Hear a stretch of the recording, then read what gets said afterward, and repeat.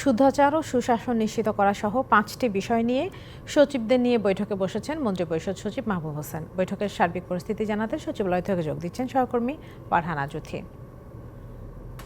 জুথি, সচিবদের সাথে মন্ত্রিপরিষদ সচিবের বৈঠকে সবশেষ কি তথ্য আছে আপনার কাছে জানাবেন?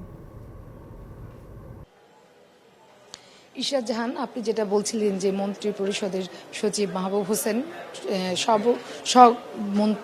সকল মন্ত্রণালয়ের সচিবদের নিয়ে বৈঠকে বসেছেন। ইতিমধ্যে আমরা দেখতে পেয়েছি যে সচিবালয়ের যে মন্ত্রী পরিষদ বিভাগ রয়েছে সেখানে যে সভাকক্ষটি রয়েছে সেখানে বৈঠক চলছে এবং এখানে 4:30টার সময় সভাটি শুরু হওয়ার কথা থাকলেও মন্ত্রী পরিষদের যেই সচিবের যে আমন্ত্রণে যারা এসেছেন সেই সচিবরা আসা শুরু করেছেন 4টারও আগ থেকে এবং 4:30টার পর পর্যন্ত সচিবদেরকে আমরা এখানে আসতে দেখেছি।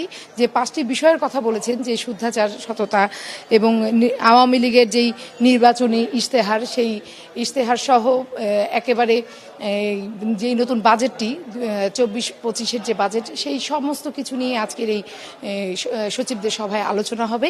যে বিষয়টি সবচেয়ে বেশি আলোচনায় এসেছে বিগত কয়েকদিন ধরে, যে সরকারি কর্মকর্তাদের যে অনৈতিক লেনদেন এবং অনৈতিক তাদের আয় বহির্ভূত যেই সম্পদের হিসেব জনগণের সামনে প্রকাশ্যে চলে এসেছে, সেগুলো নিয়ে জাতীয় সংসদে এবং সংসদের বাইরে রাজনৈতিক জায়গায়, খোলা জায়গায়, সকল জায়গায় আলোচনা এসেছে এবং এটি নিয়ে দেশের প্রধানমন্ত্রী যেমন উদ্বিগ্ন, সেই উদ্বিগ্নের কথা তিনি সংসদে বলেছেন গত 29 তারিখে এবং তারই পরিপ্রেক্ষিতে তিনি একটি সভা ডাকতে বলেছেন এবং এগুলো নিয়ে আলোচনা করার এবং বিভিন্ন রকমের তাদের নিজেদের মধ্যে একটি বোঝাপড়ার কথা তিনি বলেছেন। তারই পরিপ্রেক্ষিতে আমরা যতটুকু জেনেছি যে এখানে এই সচিবদেরকে নিয়ে বসেছেন এবং এখানে সবচেয়ে বেশি এবার যেই গুরুত্বটি দেওয়া হচ্ছে সেটি হচ্ছে যে শুদ্ধাচার এবং সততার প্রশ্নে।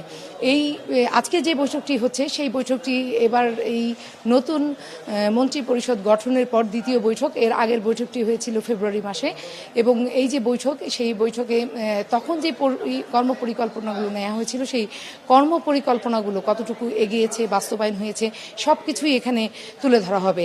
আওয়ামী লীগের যে নির্বাচনী ইশতেহার ছিল সেই ইশতেহারে তারা যেই সমস্ত জনসাধারণের জন্য জনবান্ধব যেই ধরনের পরিকল্পনার কথা নিয়ে জনগণের কাছে ভোট চেয়েছিলেন, সেইগুলো আসলে কতটুকু বাস্তবায়ন হয়েছে এবং বাস্তবায়নের পথে অন্তরায় কতটুকু, সেই সব নিয়েও আজকে এই সভায় কথা বলা হবে।